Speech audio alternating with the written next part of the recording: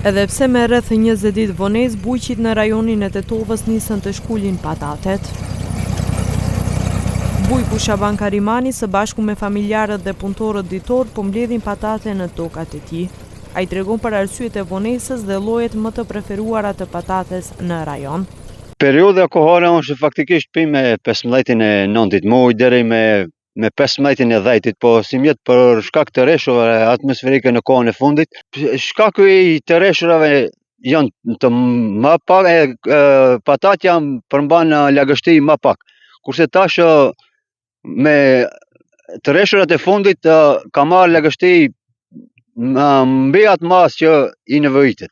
Dhe ka mundësi që të ketë, nëse është për ruajtje të më të qeshme, ka gjasa që të ketë kalbëzim.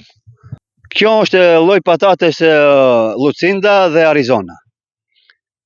Faktikisht ka shumë lloje të varieteteve të ndryshme, po në këtë vendin tonë janë më të përshtatshme Lucinda, Arizona, Jelly dhe disa varietete të tjera. Ai thekson se tregu këtë vit është më i favorshëm se më parë, por pengesë mbetet mekanizmi i vjetër bujqësor që kërkon më shumë punë dhe ndikon si në cilësi ashtu edhe në çmim. Si vjet tregu është pak më i mirë se vjet, po ka edhe eksport shumë nga shumë shtetet fqinje dhe të Evropës përndryshe. Ato janë një pengesë bukur e madhe për ne, se ne jemi edhe me mekanizëm të vjetruar, nuk jemi të modernizuar si bashk ballkanësit bujq që punojnë me mjetet moderne. Ne jemi të ngecur dhe nuk mund të konkurrojmë as me kvalitet, as me çmim. Çmimet e patates me shumicë janë rreth 20 denar për kilogram, ndërsa kultivuesit nuk arrin ta shesin me pakicë për shkak të mungesës së kohës.